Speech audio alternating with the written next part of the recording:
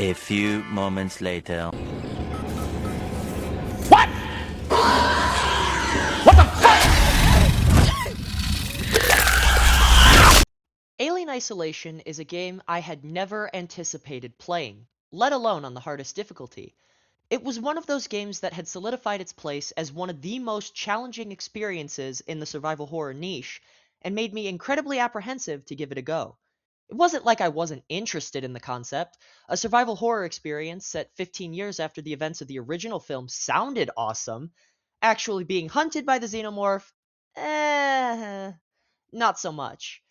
Even though I had my reservations, I was determined to snag the Survivor achievement for completing all 19 story missions on the game's hardest difficulty with minor prior game knowledge.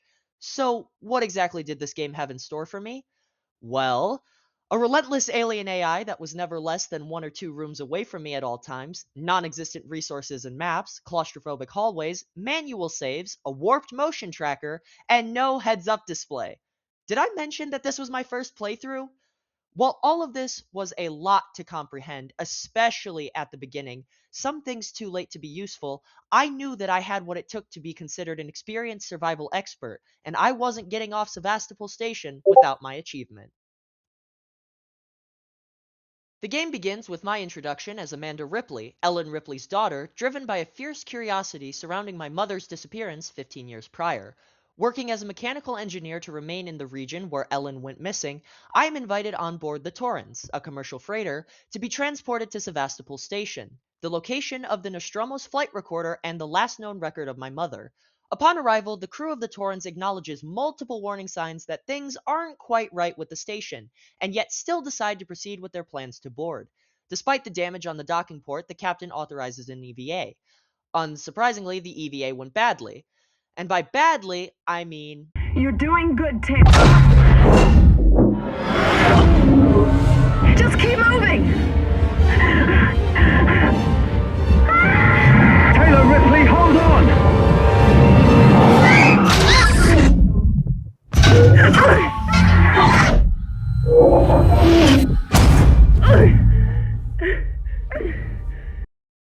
Separated from my companions and faced with no other choice but to enter Sevastopol through the airlock I happened to be flung into, I began searching the station for help.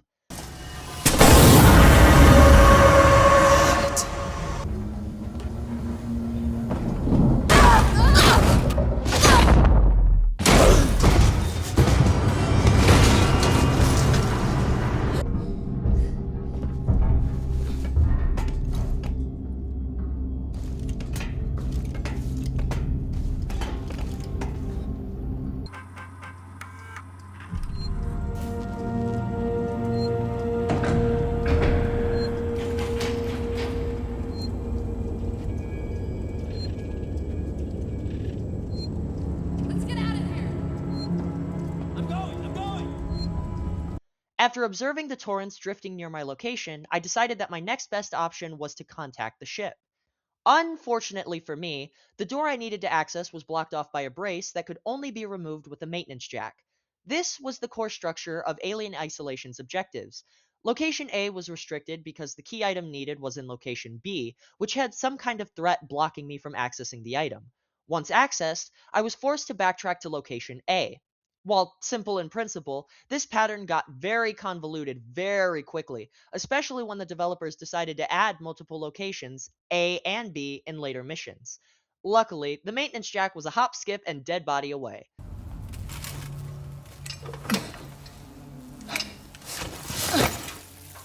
I think I need this more than you do. While attempting to open the door, I was held at gunpoint by a stranger.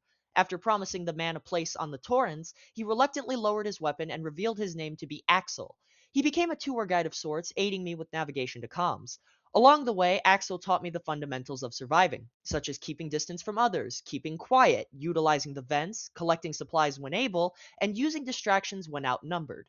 Unfortunately for Axel, Fuck have I got on me?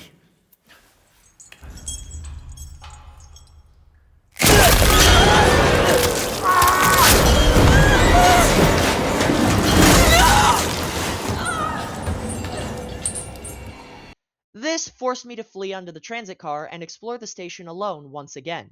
This point marked the end of the game's tutorials, and where it began testing me to see if I was paying attention. A few moments later.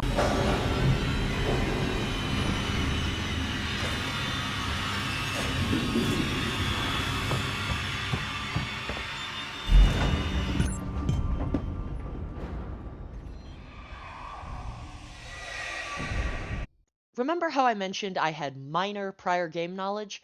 I had actually started my initial Nightmare Alien Isolation run back in July of last year, was then hit with unfortunate technical difficulties, and never picked it back up until February of this year. I was recording footage then with the full intention of making it into this video, but then my screen recorder decided to stop working around the reintroduction of the Xenomorph. Even though I had gotten past the third mission, I decided it would be best to start a new run from scratch with new footage. In my first attempt, it had taken me 2.5 hours to get past the group of armed survivors, which I didn't do until I unintentionally discovered a cheesy method that made the third mission laughably easy. After gaining the access tuner, I decided to test this method out during my current run, and this is how it went. Do you really want to take that chance? Okay. We find her and we kill her. This way! She was downstairs!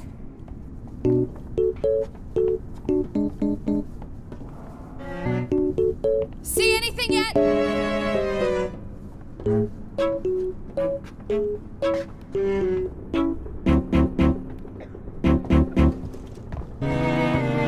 Quiet.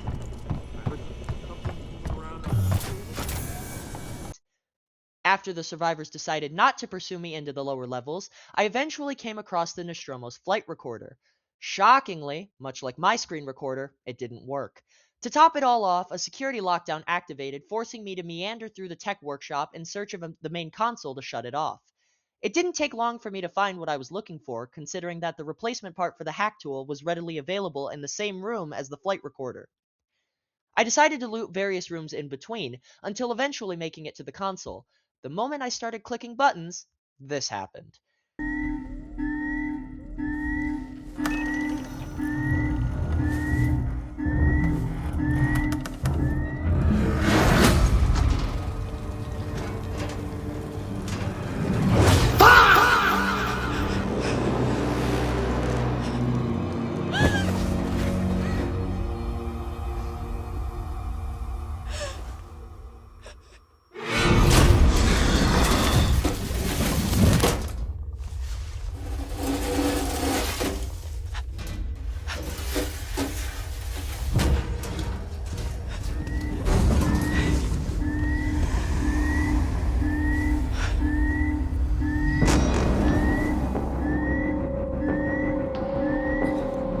With the newfound knowledge of the xenomorph prowling around, not exactly soothing my nerves, I knew I wasn't going to get anywhere if I sat still, so I began crawling my way back to the room where I picked up the access tuner. The xenomorph was already there and unleashing hell on the armed survivors. I assumed that it was fully preoccupied with them, leaving me just enough time to hack the elevator. Unfortunately for me, I mistimed the xenomorph's exit, but it didn't end how I thought it would.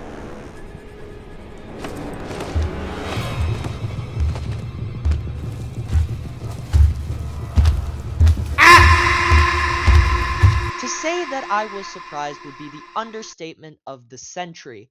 In any case, the xenomorph decided to disappear into the vents, allowing me to hack the elevator and travel to Seeks and Synthetics, marking the end of the third mission.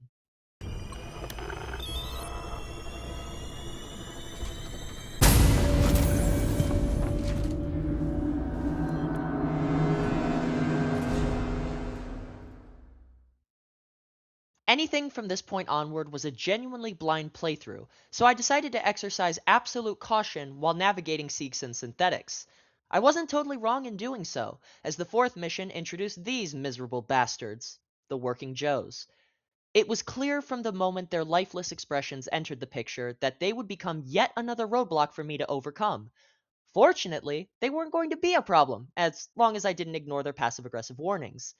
Since getting to comms was really my only goal since I entered Sevastopol, I ignored this first warning. Can I help you? I need to get into comms control. It's urgent. That is a restricted area. It's an emergency. Don't you realize what's going on? Apollo has the situation in hand. Your registration is almost complete. Forget it. I'll find my own way in. I wouldn't advise it. Investigating further down the hall, I uncovered the motion tracker. While a staple of the game, Nightmare had reduced it to a glitchy mess that gave an inconsistent reading on enemy positions. The only helpful aspect was the objective bar that pointed me in the direction of my current objective. After ignoring a secondary warning and hacking my way into comms control base floor, the working Joes finally showed their true colors. Get back! I'm warning you! Tut, tut. Let's resolve this amicably.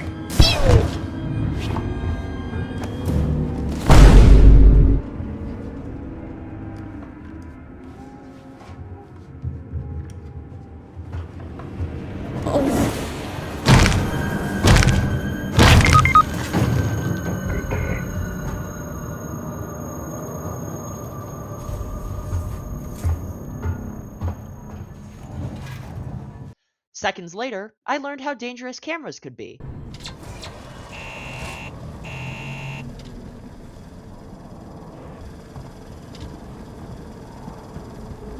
I knew you were there. Running causes accidents.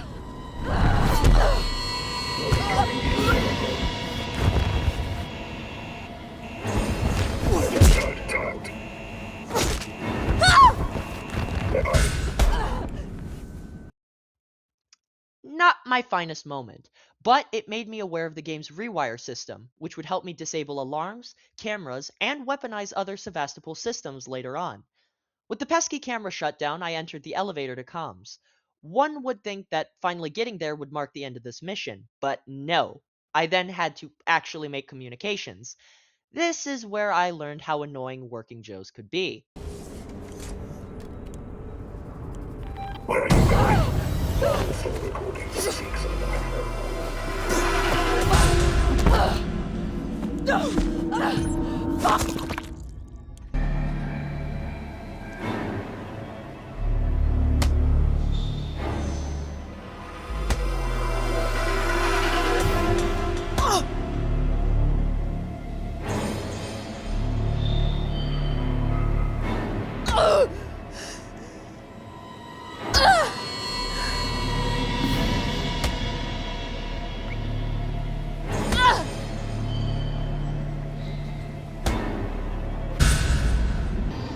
follow the gates. There's no need for this. You're becoming a Help urgently. Please respond.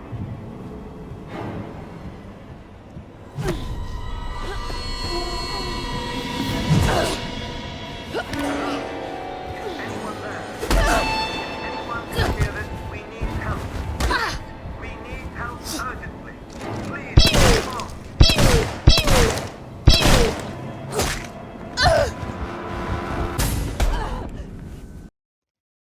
Eventually, I made it to the central communications console. Instead of hailing the Torrens like I had established I would do over and over in previous missions, I instead responded to a distress call from my companions that somehow survived the EVA explosion. One of them had been injured and desperately needed medical supplies. My new objective obsession? Finding the medical supplies and reuniting with my companions. After the SOS transmission concluded, an alarm sounded throughout comm control, turning every working Joe in the area homicidal. By this point, I had had enough of those god-awful androids and decided to wing it.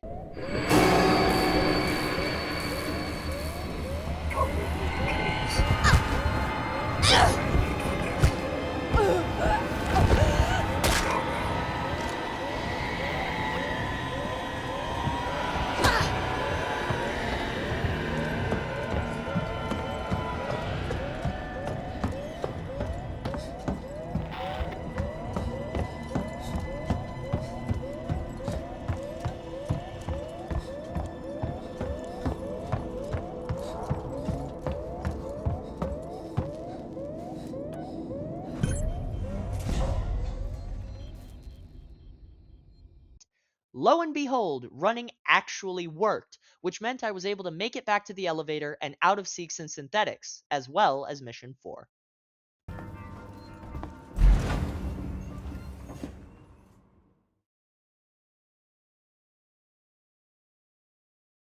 All things considered, I was feeling great. Sure, the sections of the game I had played through were tedious at worst, but challenging? Maybe Alien Isolation wasn't as hard as people made it out to be. Maybe. And then it dawned on me. I hadn't seen the Xenomorph the entire time I was in Seeks and Synthetics, which logically meant that it would be coming back soon. My guess? Mission 5 levels of soon. At the start of the mission, I was introduced to Dr. Coleman, where he tasked me with finding the code for the service elevator hidden in the hospital wings. Not long after, my guess had proven correct. This was one of those rare occasions I'd hated being right because the Xenomorph came back and wouldn't leave me alone. Out of frustration, I started calling the Xenomorph Gary. Not because I have anything against people named Gary, but because I was trying to explain to a friend that had no Alien franchise exposure what a Xenomorph was, and they suggested calling said Xenomorph Gary because it was less threatening and easier to pronounce. To summarize, Gary, the Xenomorph, was an asshole. Don't believe me? Welcome to the San Cristobal Medical Facility.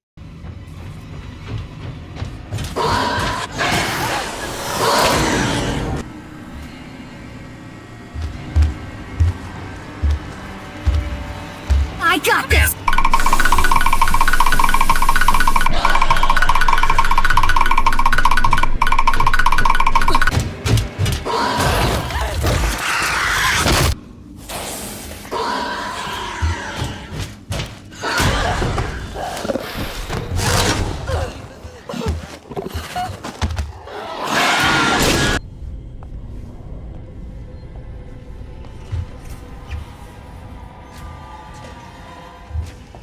I got this!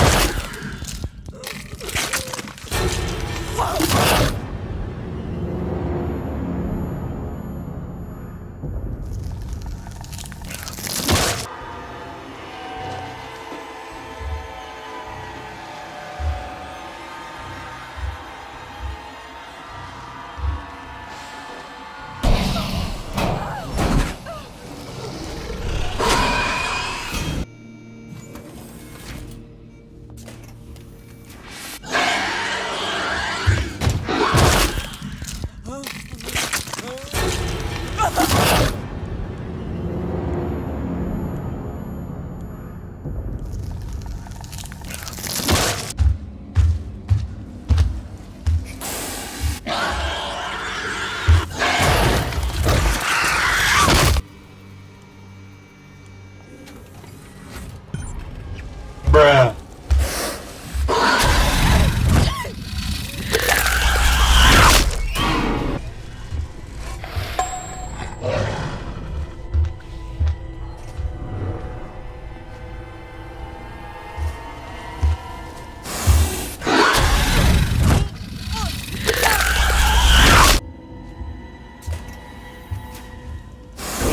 No, no, no, no, no, no, no! Wait, wait, wait, wait! Wait, wait, wait, wait, wait!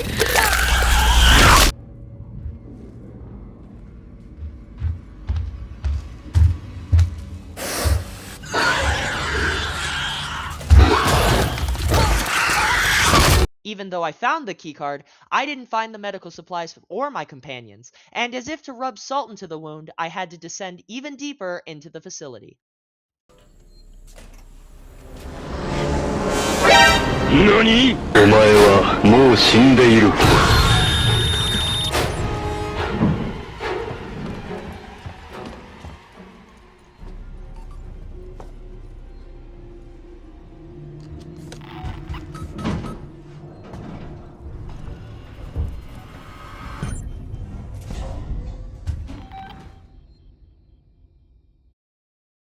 If Mission 5 was anything to go by, I knew Mission 6 was going to find some way to up the ante, and boy did it ever. On top of dealing with Gary on the prowl, I now also had to contend with lethal Sevastopol survivors. I had to be incredibly mindful of what I did when I did it, because if I misinterpreted the placement of any of my distractions, then one of two things would happen. 1. The survivors would spot and kill me on sight. 2. Gary would spot me and kill me outright.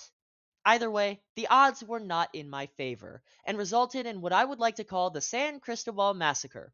Part 2.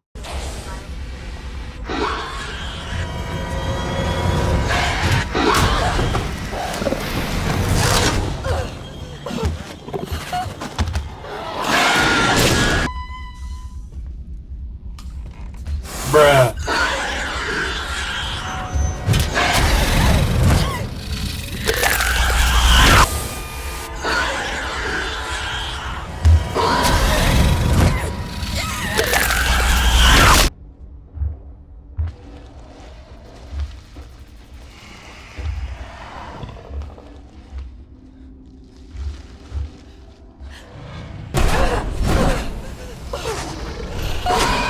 This feels so wrong. We meet when you're far from home.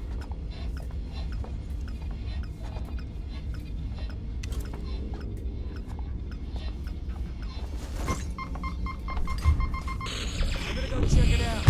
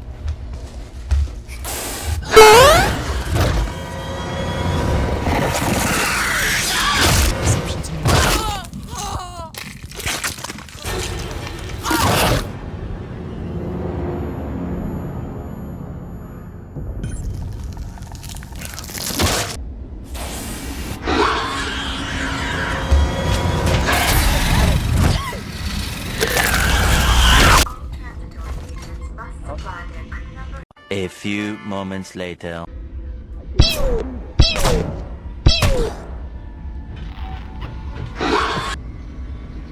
I look like someone you should fuck with? Last chance to turn around. Chance.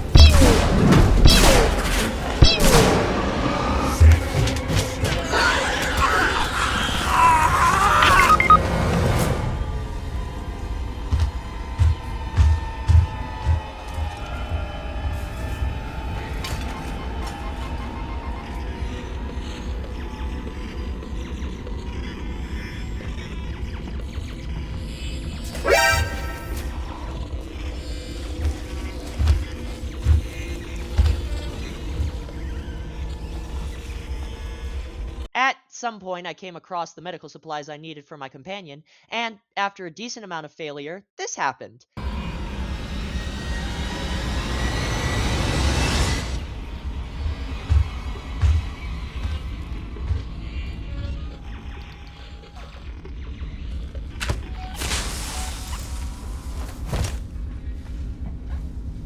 A few moments later.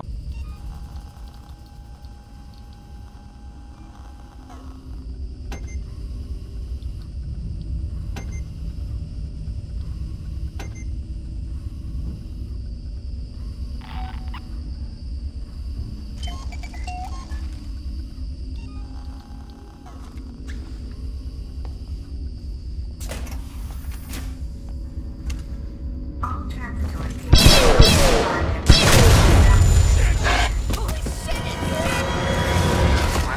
But that still didn't mean I was out of the woods yet. The area that I just spent the past couple of hours slinking through trying to get to my current location? Yeah, turns out that was the exit. And the only way to open it was to trigger the medbay's lockdown procedure and sprint all the way back the way I came. After testing the waters and learning what I was supposed to do, this happened. You're clear, Ripley. Hurry.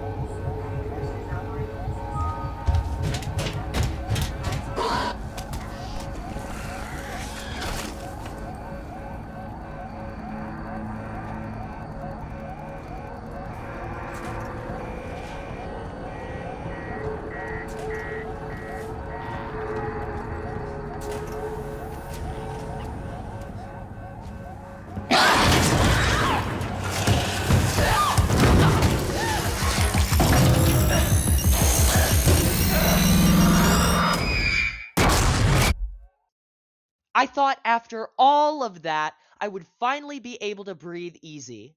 But no. When the developers wrote the objective escape, they meant it. Because I was so relieved to see what I thought was the end of the mission, I grew complacent. I started scrounging around for supplies and audio tapes, thinking that even though the room was on fire, I would be okay.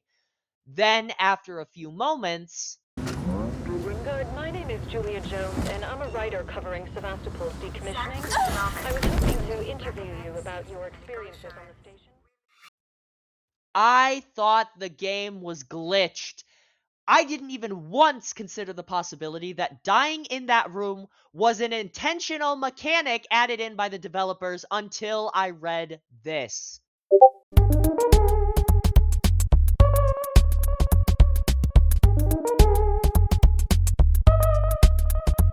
What made it objectively worse was the fact that I died in the last room right before the end of the mission.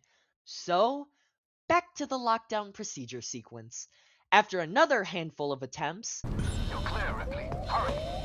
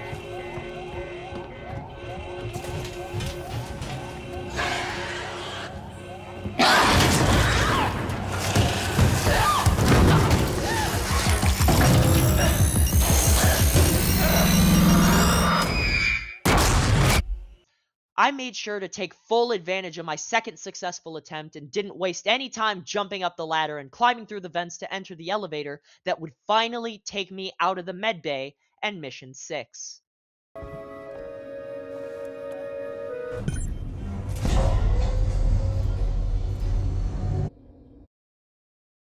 I think the developers decided that if one could survive the unprecedented difficulty spike of the previous two missions, then Mission 7 had every right to act as a cooldown. And, for the most part, it was.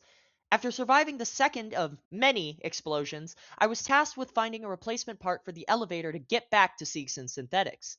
I very quickly learned how dangerous the survivors were blocking my way.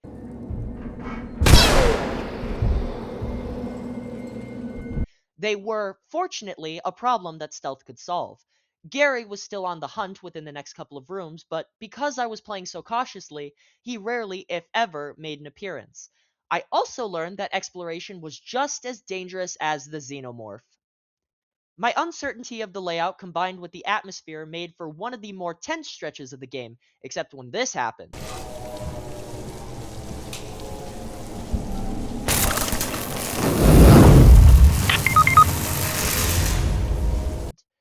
Even though I loathed the working Joes with every fiber of my being, especially towards the late stages of the game, this unfortunate android pointed me towards the component I needed to fix the elevator. Now it was just a matter of getting back to the elevator, but Gary had other plans.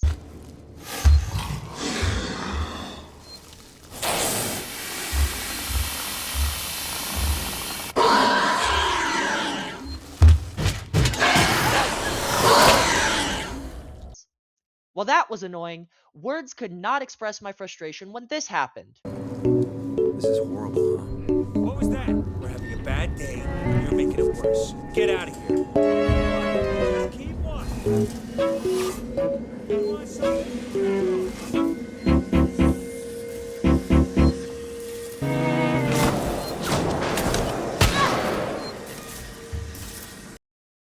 Or this. What of you? Go on. Go.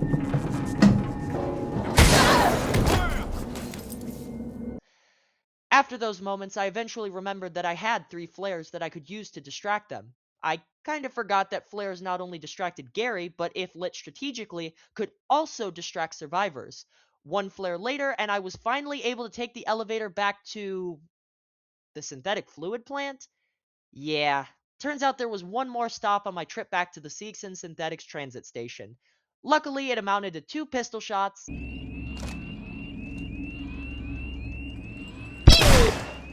heard something. And a leisurely stroll back to the Med Transit, which brought Mission 7 to a close.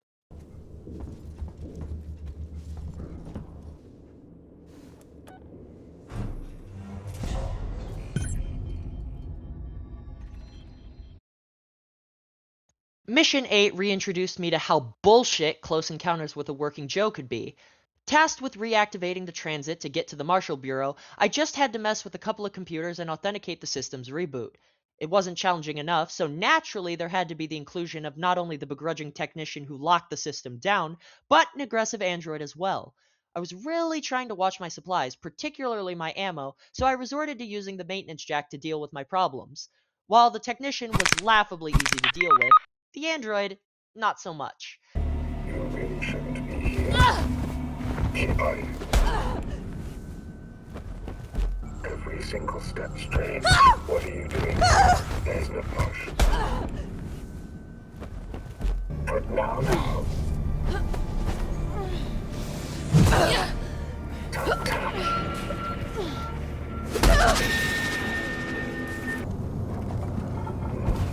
Follow me, please.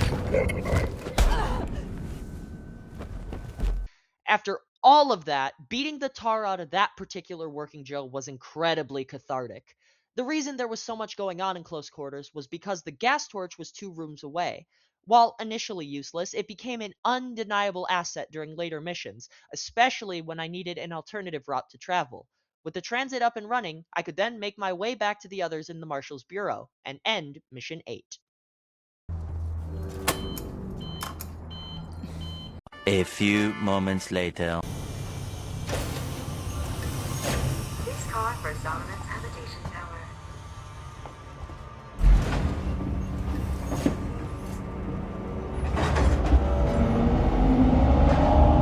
Beginning in the Bureau, Mission 9 was a 20-minute recap of the Anisadora's crew and their unfortunate initial encounter with the Xenomorph nest. It was intentionally designed to be slow and steady because the next mission was going to be unapologetically long and unforgiving. Mission 10 was...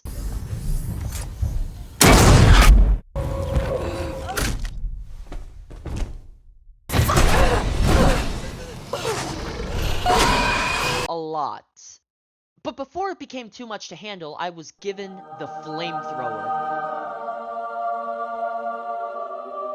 Like all good things, it had its limitations, especially on Nightmare mode, but at least now I had some form of defense against Gary if he so chose to grace me with his presence.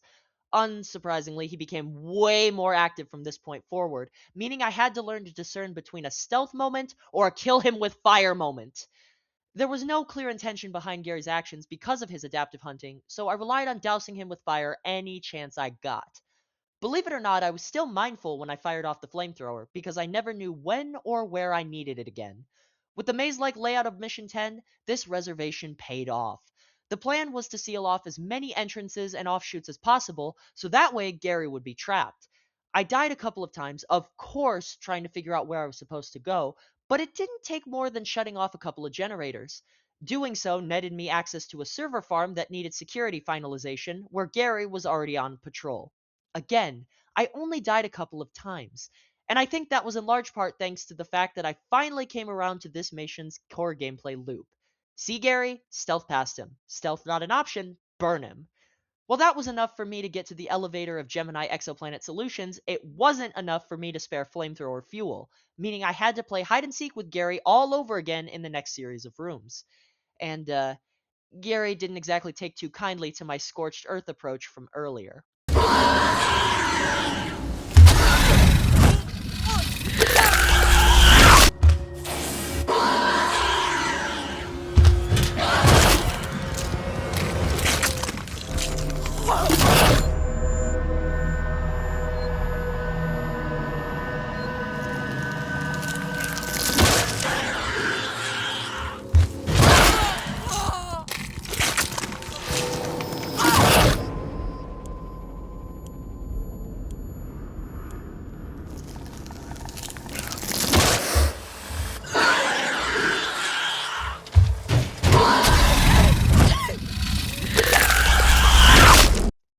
I will be the first to admit that it took me way too long to figure out where the breakers were that repowered the facility. The funniest part was that I just so happened to wander right past them multiple times, and that my objective tracker was in fact pointing me towards the objectives. I did find them, eventually, which meant that I could power the distribution conduit. I didn't want to lose any of this hard-earned progress, so I decided to save after the conduit booted up for the first time. Unfortunately for me, Gary dropped out of the ceiling right in the middle of my save, meaning I had to deal with him immediately after I respawned. That went about as well as one could expect it to.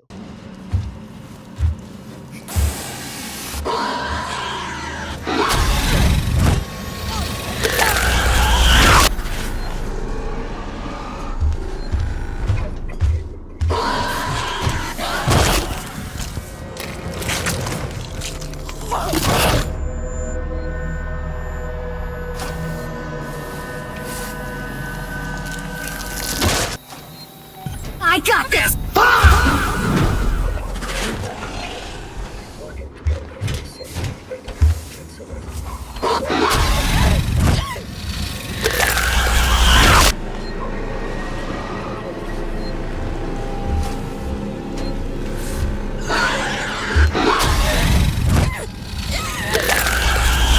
Mission 10 was the gift that kept on giving because I still had to bait Gary into an abandoned laboratory. It's not like that was difficult because he was hot on my heels as I narrowly escaped into the entrance elevator.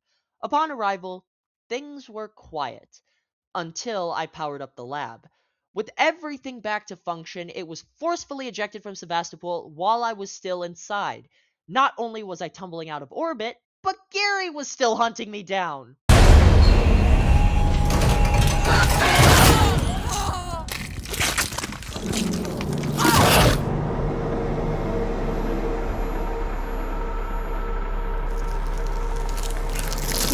Response notification.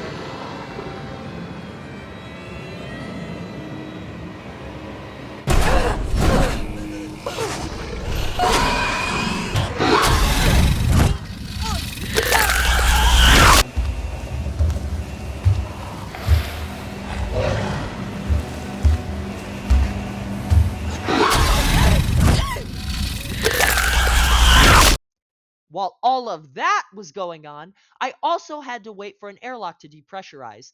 Luckily, a nearby floor vent gave me just enough of a buffer period from Gary, allowing me to slip into the airlock, bringing this nightmare of a mission to a close.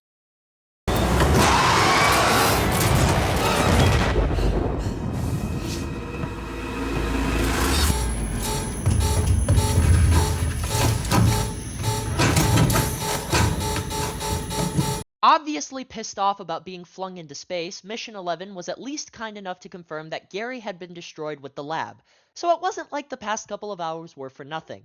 I just so happened to be thrown into the spaceflight terminal from the beginning of the game, and had to re-navigate my way back to the Marshal's Bureau. Unfortunately, the Working Joes were back.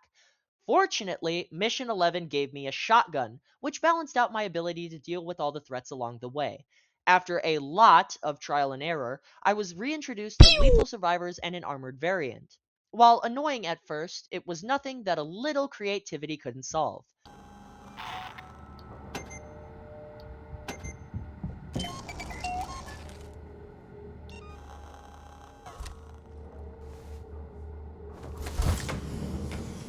That intruder! Hey! Over there!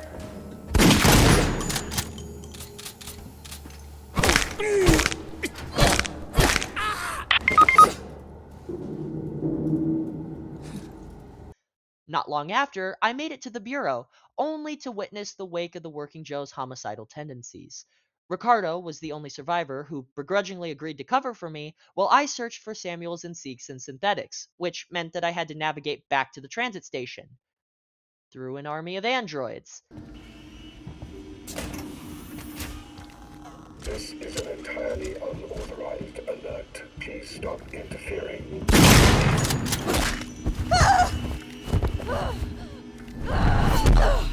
Keep calm down.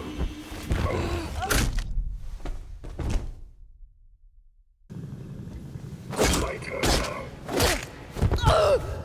Then push. If you think this isn't the answer, tap tap.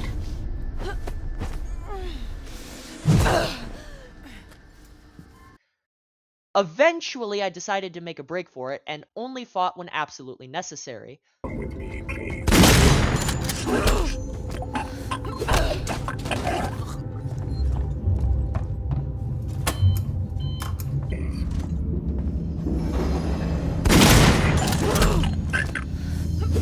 not leave baggage or equipment. With the place on board the transit, I successfully exited Mission 11. The Sevastopol Science and Medical Tower.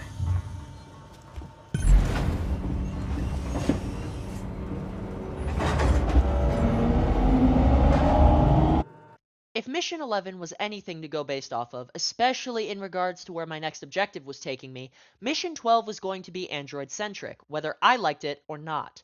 Again, another one of those rare occasions where I hated being proven right. I had to shut off a series of generators to navigate towards Samuels. It's not like he needed any help surviving, because unlike me, he could just jujitsu chop an android for looking at him the wrong way. All of that to say, Samuels was confirmed to be an android. Navigating through a vent brought me to the synthetics showroom. This room became the bane of my existence, due to the fact it was just like the transit control room in Mission 8, where I once again had to deal with an android in close quarters. Unfortunately for me, my last save point was at the start of Seeks and Synthetics, meaning each death forced me to deal with all the generators again, which took roughly 10 minutes each time, plus the vent crawling cutscene. I was looking at about 15 minutes per screw-up. Unlike Mission 8, where the android had a set pattern and eventually turned its back, the android in the showroom locked onto me the moment I walked towards the door. The cherry on top? I didn't have enough ammunition to put the android down. So, how did I overcome this impossible challenge? I ran. No joke, the easiest way to get past this was to run away. And because that wasn't frustrating enough, the save point was right on the other side of the door, next to a bunch of loot. Moments later, all the Working Joes from the showroom started making their way in. While I wish I could say that I obliterated them the first time, that would be a lie. So, naturally, the second time was the charm.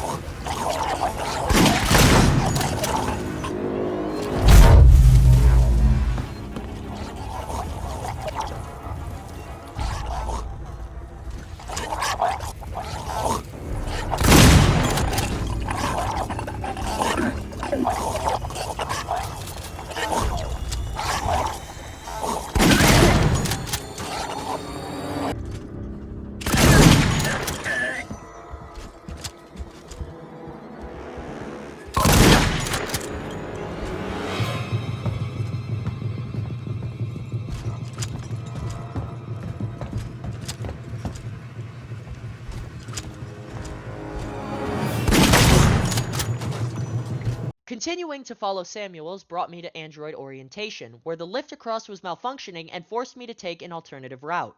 A route, mind you, which spewed deadly gas along the way. I, for the life of me, could not get the timing down. Until I became more patient. I tried to bulldoze my way through the implant ward, only to realize that stealth was my best friend. So, after slinking past androids and cameras, I finally caught up to Samuels. His grand plan was to establish a remote connection with Apollo, the mainframe, to communicate that Gary had been obliterated, so that way it would lift the containment procedures and call off the working Joes. Unfortunately, Samuels wasn't an authorized connection and caused Apollo to trigger a nuclear purge that I had to prevent. Successfully shutting it down still didn't spare Samuels from dying in the process, but not before he gave me access to the private elevator into the Apollo core. While I wish I could say all is well that ends well, I died moments after completing this sequence, which forced me back to my last save, which was right before Samuels threw himself into the machine.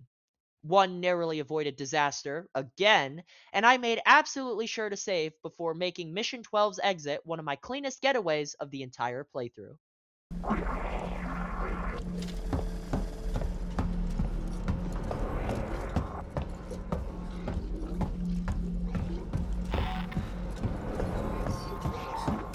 Is anybody there? Come with me, please. We don't forget the little details when seeing the big picture. This is a safety breach and will not be tolerated. A few moments later.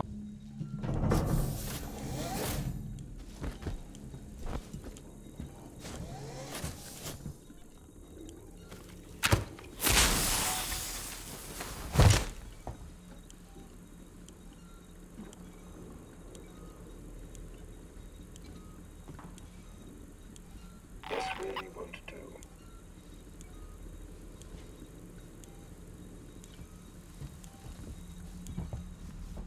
This shouldn't be here.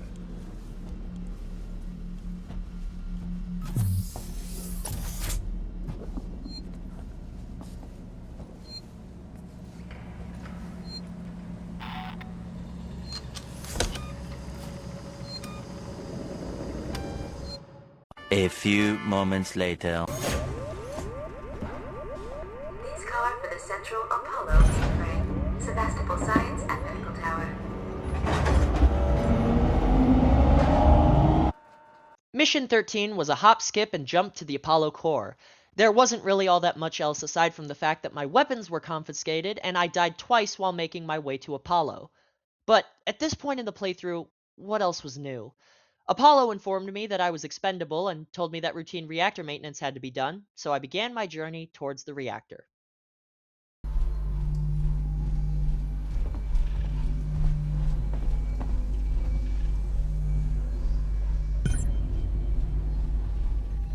Unlike the previous mission, Mission 14 was substantially longer and miles more difficult. It started with the typical stealth layout and eventually led me to the ion flame upgrade for the gas torch. After crawling through a nearby vent and learning the layout of the connected room, I decided to try to go for My Turn Now, the achievement for killing an android with the maintenance jack.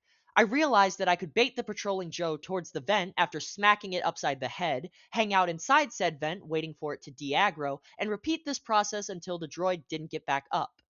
I thought at the minimum it would only take 4 to 5 hits. This was not the case. Since last report is the answer. Come with me, please. Touch. Tomorrow. Now. Follow me, please. My turn now. This isn't the answer. 16 minutes later and 11 smacks to the dome, the working Joe no longer functioned. Thankfully, this was the only droid within the area, meaning I could complete the objective with no pushback and move on. Was the achievement worth it? Absolutely. Was it as gratifying as unlocking Survivor would be? Not by a long shot. The next section had me play hide and seek with a Super Joe, a tankier variant of the Working Joe, previously seen in Apollo Core, that could not be stunned due to its rubber suit. I mistimed its exit and got slapped into the afterlife. I decided to return the favor tenfold with a conveniently placed bolt gun.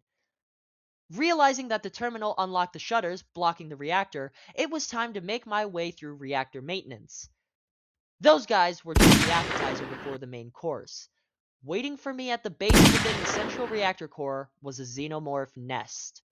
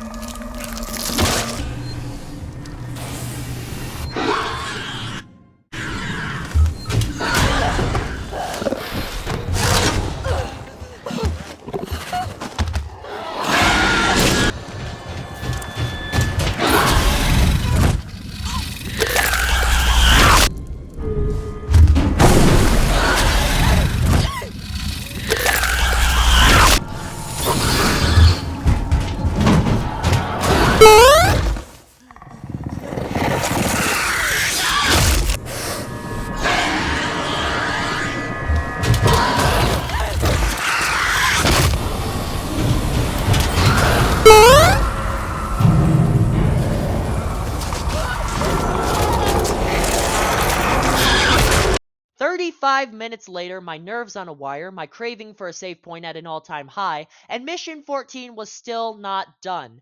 Because dying to the xenomorphs well over 100 times wasn't enough, I now had to contend with the Super Joes and fight my way out of reactor maintenance while attempting to purge the damn nest.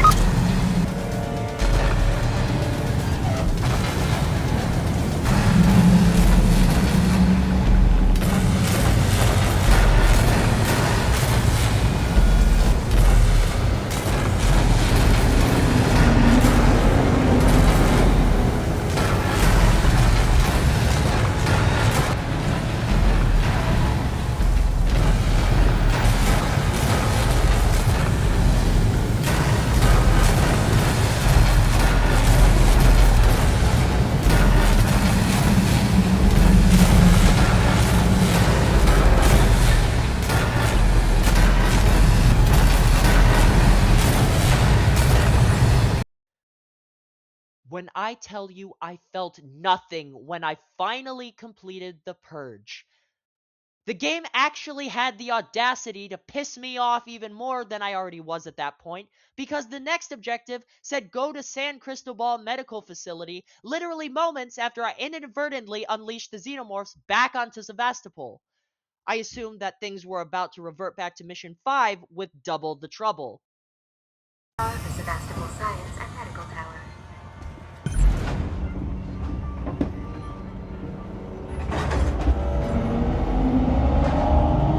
So, was Mission 15 as bad as I thought it would be? Actually, no. No, it was not. Sure, I died a couple times along the way, but if I was able to survive an onslaught of Super Joes and Xenomorphs within succession of each other in the previous mission, how could a few more deaths possibly rattle my sanity? My biggest grievance with Mission 15 was the fact that it was so easy to get turned around and waste time aimlessly wandering through hallways that connected back to one another. I know it was designed that way to help aid the player if the xenomorph happened to end up in pursuit, but because I was so cautious, it became way more of a hindrance, especially without a map. Despite this, I was able to make my way to the Anisadora, the ship that started it all. During my journey through Sigs and Synthetics back in Mission 12, the prisoner, aka Marlowe, who recapped the Anisadora's initial run-in with the Xenomorph colony, made a shady deal to escape the Marshal's Bureau with Taylor, the insensitive legal executive, and somehow managed to avoid the Xenomorphs, hailed the Anisadora back to Sevastopol, unless it never left, in one of the most dangerous locations, and somehow I was not made aware of this until the reactor purge a mission ago. After taking a transit pod, I had finally made it to the ship that possibly contained all the data that humans had obtained on the xenomorph, old and new alike. It wasn't a total loss, coming all this way and getting my hands on the Nostromo's flight recorder with new, never before heard dialogue from the woman, the myth, the legend, Sigourney Weaver. While I got closure of sorts, finding out your mom is drifting in the endless abyss of space was not exactly comforting. I had no time to process, as Marlowe decided that the only way out of the situation was to initiate a nuclear meltdown on the Anisadora's core, which would not only destroy the Anisadora, but Sevastopol as well. Attempting to stop the purge, almost like a play-by-play of Samuel's demise, Taylor, who I forgot to mention was also on the Anisadora, was not spared in all the chaos, although unlike Samuel's death, the destruction still occurred and I had to narrowly avoid yet another close-range explosion. I reboarded the transit I originally took to the Anisadora and brought it back to Sevastopol, which got me to the end of Mission 15. At this point, I realized that this was the endgame and I intended to do anything and everything within my power to stay alive. Which brings me to Mission 16. After returning to Sevastopol, Ricardo informed me that the blast from the Anisadora knocked out the gravity orbital stabilizers, meaning Sevastopol was now in a state of freefall. Luckily, the Torrens was still floating around. Navigating through the now thoroughly destroyed Seeks and Synthetics towards comms wasn't an issue, except when I was forced to defend myself from multiple armored survivors.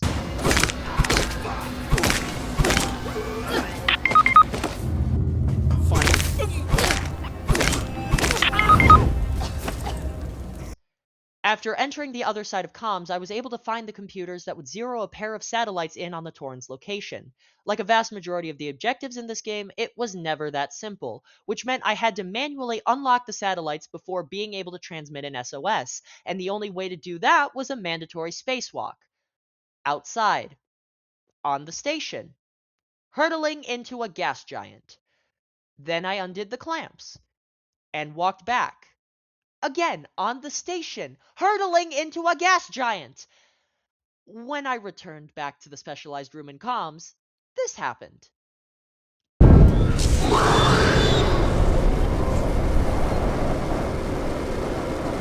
A few moments later. I'm in danger! Thankfully, the xenomorph decided to disappear into the vents long enough for me to get out of comms, and even allowed me back into the bridge of Seeks and Synthetics, so the real fun could begin.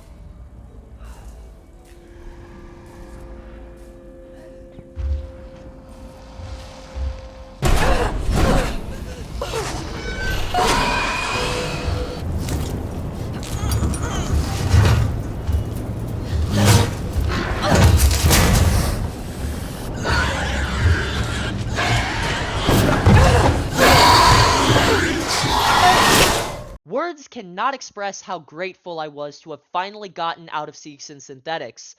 Most of the experience amounted to bad luck, and it was honestly just a matter of accepting failure and making tiny adjustments after each one of my mistakes. Like all games I've played, past and present, it's sometimes entirely dependent on my willingness to power through, even though, much like Chapter 14, I felt nothing in the wake of my grand escape. Even though this marked the end of Mission 16, I still had 3 more missions to go. I started to feel like anything after this chapter was unnecessary fluff, and even though I was ready to be done, I was far too close to quit the Survivor achievement, so I did the only thing I could have done and pressed on. Mission 17 was the ultimate culmination of everything I had experienced in Alien Isolation up until this point. Dark corridors, cramped spaces, minimal resources, and the damn near omnipresent xenomorph. The first couple of rooms weren't terrible, and mostly revolved around patiently evading the xenomorph as it made its rounds in the closest range games of hide and seek I had ever played. I was so good at hiding that I only had one fatal encounter with the xenomorph the moment I entered the transit room. Other than that, I took the transit over without issue and began what I would argue to be the toughest section of the entire game, the elongated hallway. For the uninitiated, the elongated hallway is exactly what I claim it to be. A thin, near pitch black hallway that I had to run back and forth between to complete a series of objectives, all while the xenomorph was slinking by my side every second of the mission. It was like any time I anticipated making a big move, it was there.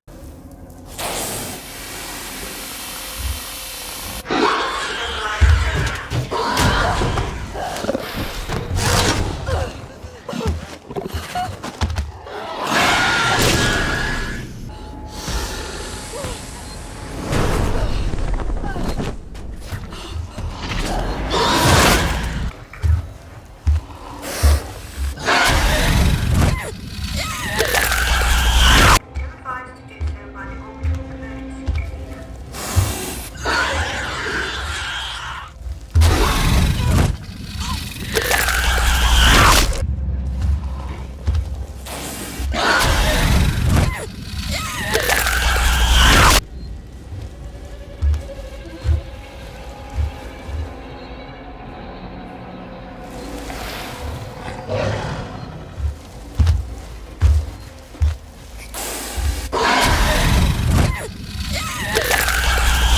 Despite all of that, I made it to the elevator to get to the spaceflight terminal, and Mission 17 came to an end. Sebastopol, this is Diane Verlaine of the Taurus. I am attempting to dock on the tow platform below your spaceflight terminal. We can take survivors. A few moments later.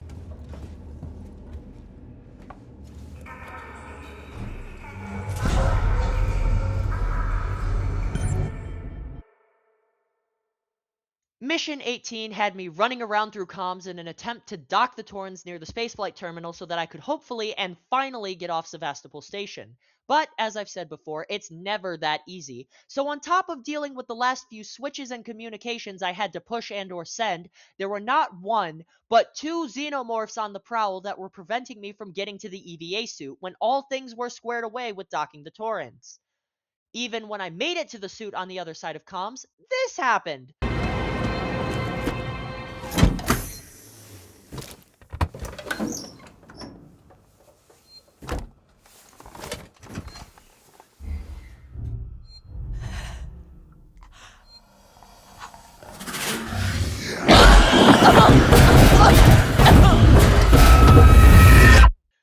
I just wanted this game to end. There were more than enough climactic moments to justify the credits rolling.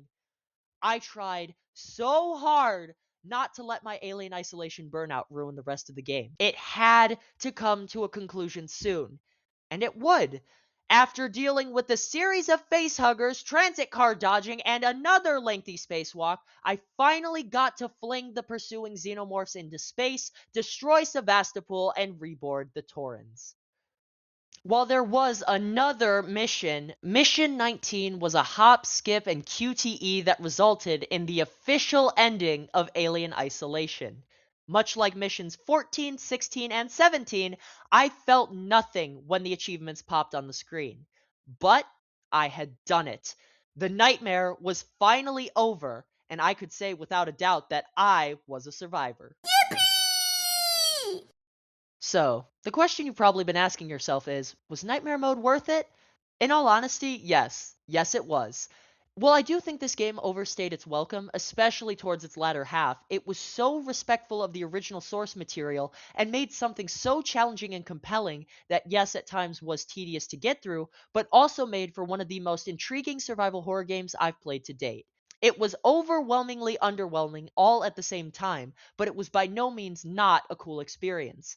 The thoughts that went into the development of the brilliant AI and the tools system are virtually unmatched in the current gaming age, which helped skyrocket Nightmare into a lengthy, terrifyingly tense game of cat and mouse that I don't think can ever be replicated. With all of that being said, I'm Raging Bull 2008, and thank you so much for watching. See ya!